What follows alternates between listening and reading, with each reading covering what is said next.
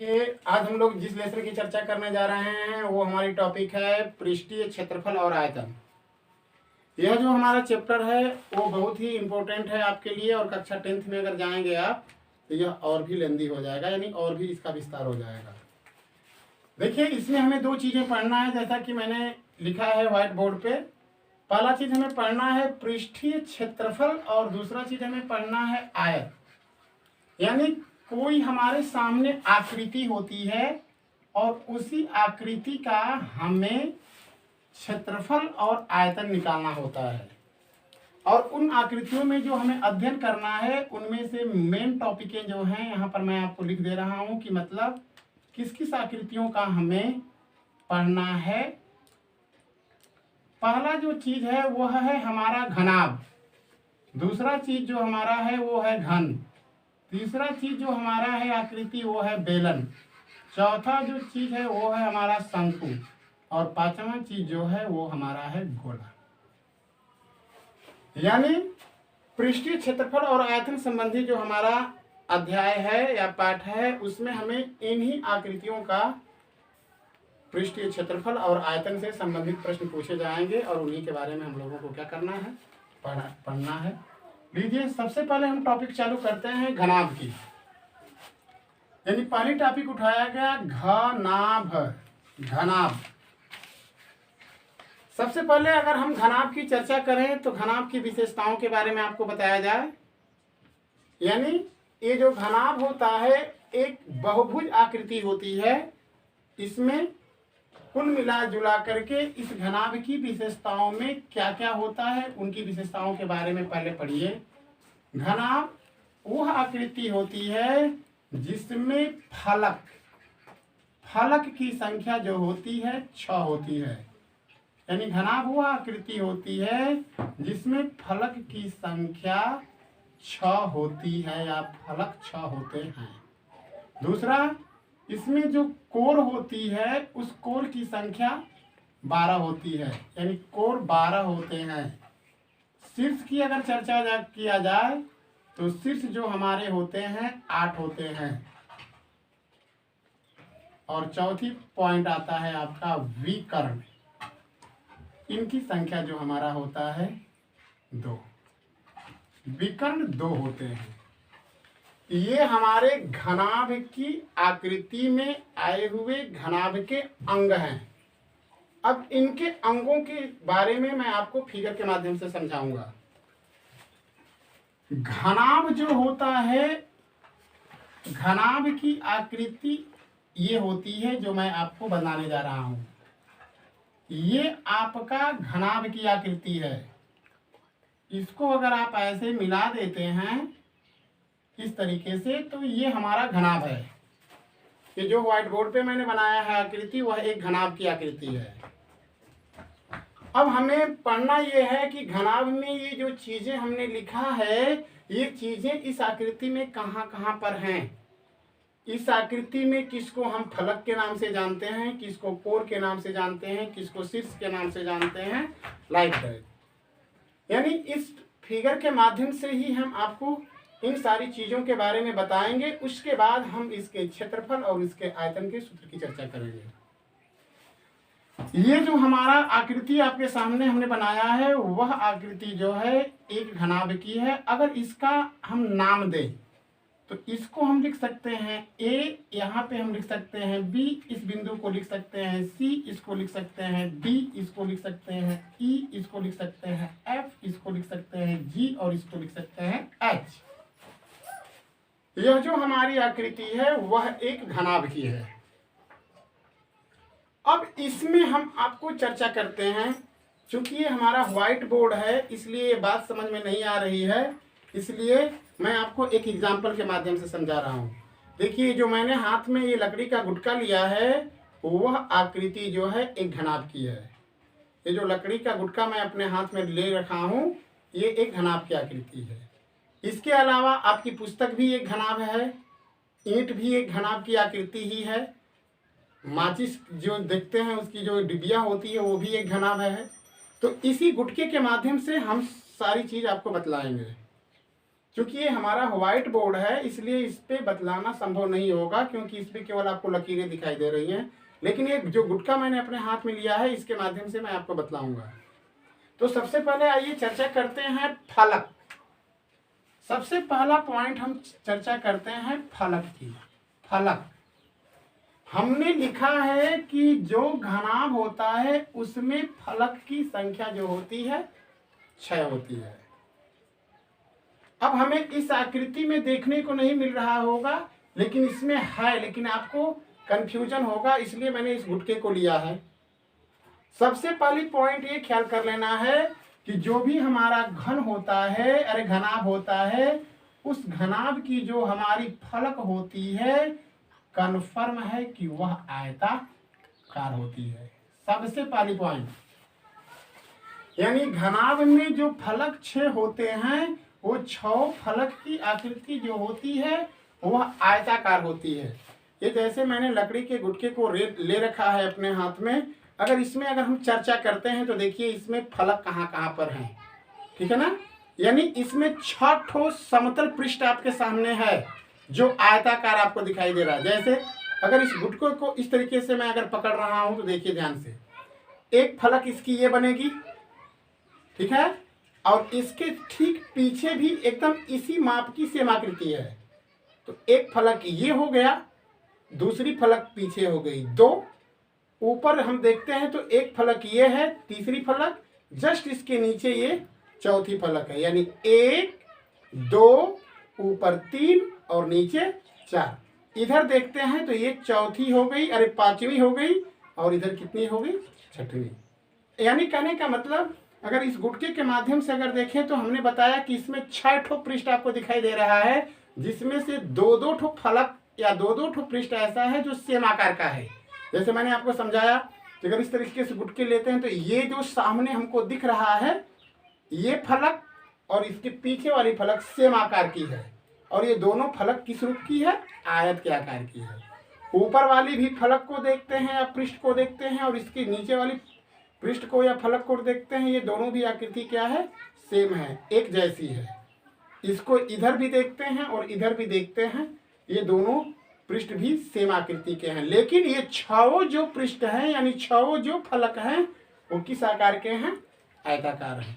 अगर इसका नाम अगर हम इस फिगर के माध्यम से देखें तो फलक क्या क्या होती है, यानी इसमें आकृति में फलक हमारी क्या क्या है उसको देखें।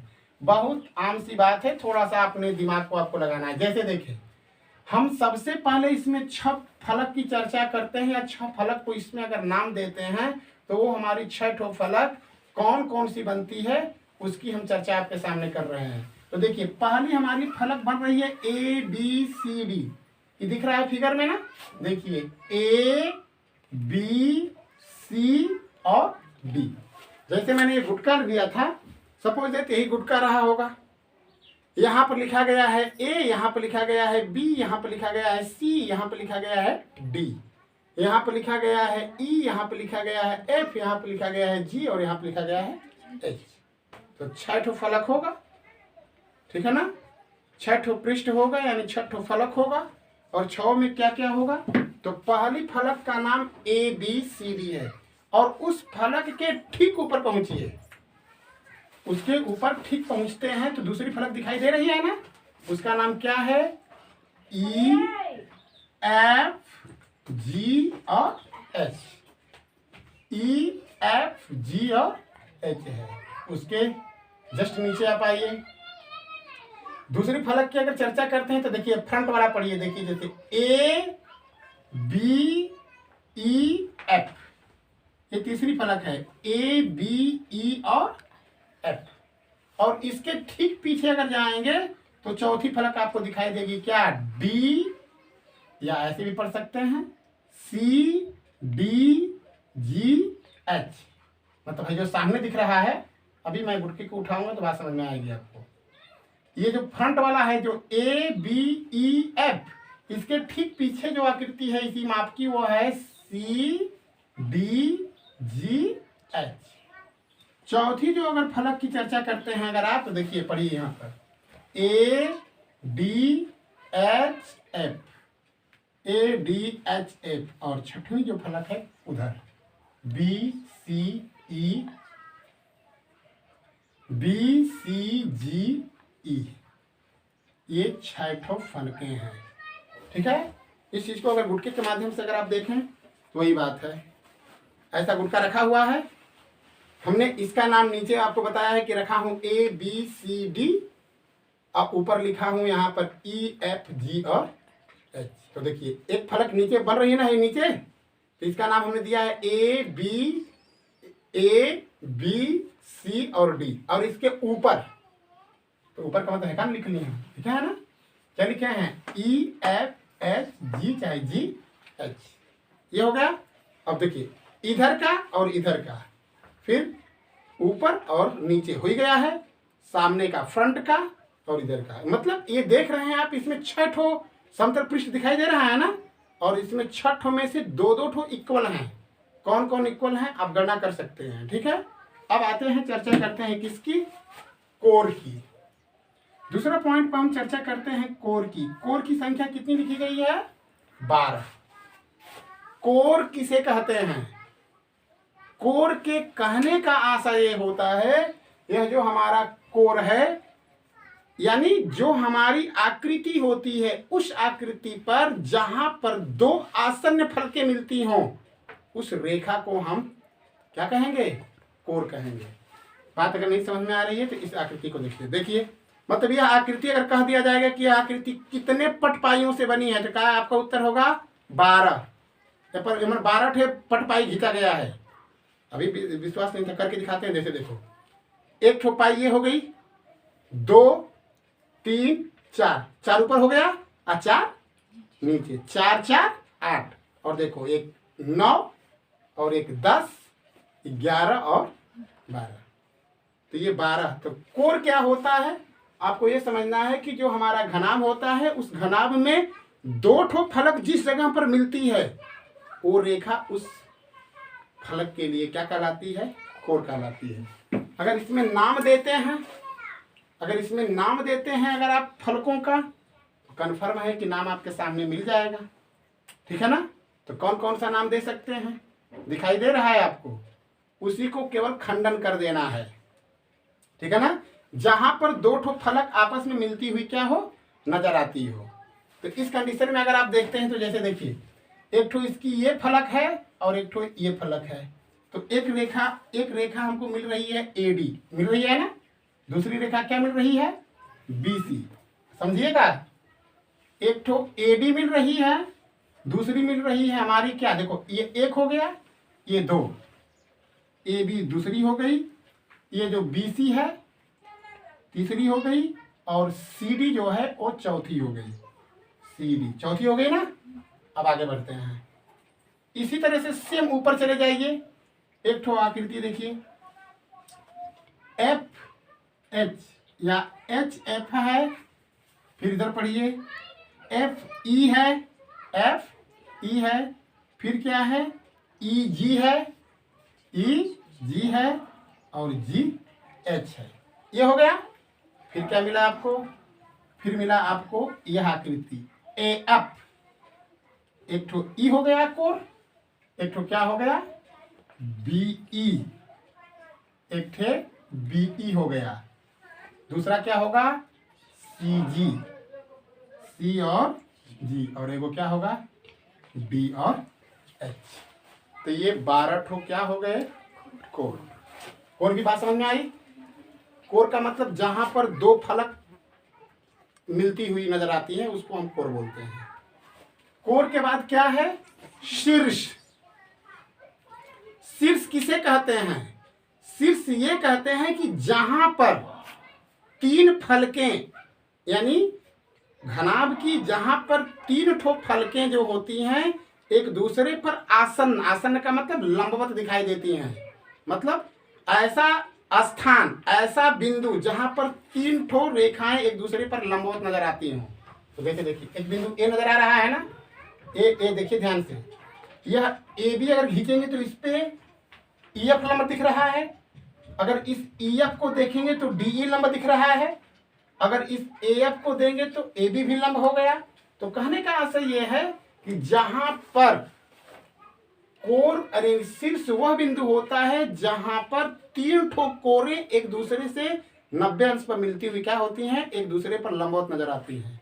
तो कोरों की संख्या कितनी है, 8। कोर कौन 8 होगा, कंफर्म हो ही गया। कोर की संख्या तो हमारी 8 है, अरे 12 है, लेकिन शीर्ष तीसरी पॉइंट पर हम चर्चा कर रहे हैं क्या, शीर्ष की। अभी आपको बताया गया कि शीर्ष वह कहलाता है जहां पर तीन कोरे एक दूसरे पर लंबवत नजर आती हो, वह बिंदु कोर कहलाता, अरे शीर्ष कहलाता है। तो इस आकृति में आप देखते हैं तो यह शीर्ष में आपका आएगा ए, बी, सी, डी, ई, एफ, जी और एच। यानी ये जो बिंदु मैं इसको डार्क कर रहा हूं, हर एक बिंदु पर तीन ठो रेखा मिल रही है ना, और वो तीनों रेखाएं एक दूसरे पर क्या नजर आ रही हैं, लंबवत, एक दूसरे पर लंबवत। एक तो ये बिंदु है, तो ये हो गया आपका क्या, शीर्ष। और बी कर्ण 8 हो गया, देखो 1 2 3 4 5 6 7 और एक तो ए बिंदु है, ये भी शीर्ष है, एफ। ठीक है, तो शीर्ष की संख्या कितनी हो गई, 8। और शीर्ष के बाद आता है विकर्ण। विकर्ण की चर्चा होती है, तो कंफर्म है कि विकर्ण जो हमारे होते हैं वो 2 होते हैं। विकर्ण कितने होते हैं, 2। ठीक है, विकर्ण 2 में कहने का मतलब क्या हुआ, अगर सम्मुख शीर्ष को हम क्या करते हो, मिलाते हो। सम्मुख शीर्ष का मतलब जैसे देखो ये ए वाला सिरा है, तो इसको आप जी से मिला सकते हैं, और यह बी है, इसको किससे मिला सकते हैं, एच से। तो विकर्ण की संख्या क्या होती है, केवल 2। एक होगा आपका क्या, ए जी, और एक होगा आपका बी एच। ये हमारे विकर्ण, और कंफर्म है कि ये दोनों जो विकर्ण होंगे वो समान लंबाई के होंगे। इनकी लंबाई क्या होगी, समान। क्यों होगी, क्योंकि वो आयत के फलक हैं, और फलकों का दूरी जो होगा आमने सामने का हर इक्वल होगा।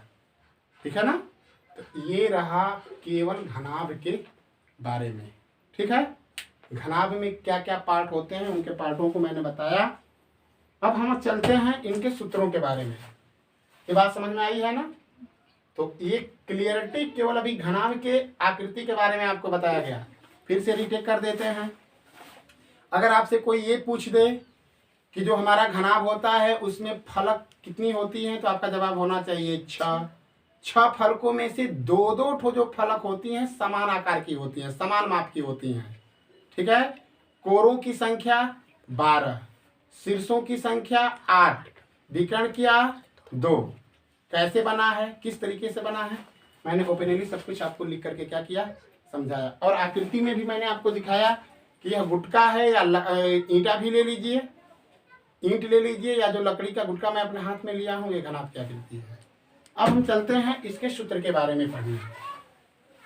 ये सारी आकृतियों के क्षेत्रफल और आयतन के बारे में हम लोग पढ़ेंगे, लेकिन सबसे पहले हम चलते हैं घनाभ को लेकर। देखिए, घनाभ के लिए केवल मात्र 3 सूत्र हैं। वो 3 सूत्र क्या हैं, उनके सूत्रों को हमें लिखना है। यही चीज आपको मुख्य रूप से ख्याल कर लेना है, फार्मूलाज यानी सूत्र।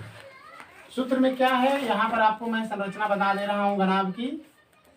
ये घनाभ का संरचना है आपका, ये घनाभ की संरचना है जैसा कि मैंने बनाया हुआ था। ये हमारा घनाभ है। इसमें देखिए, जो हमारा घनाभ होता है उसमें 3 विमाएं होती हैं, ध्यान से देखना है।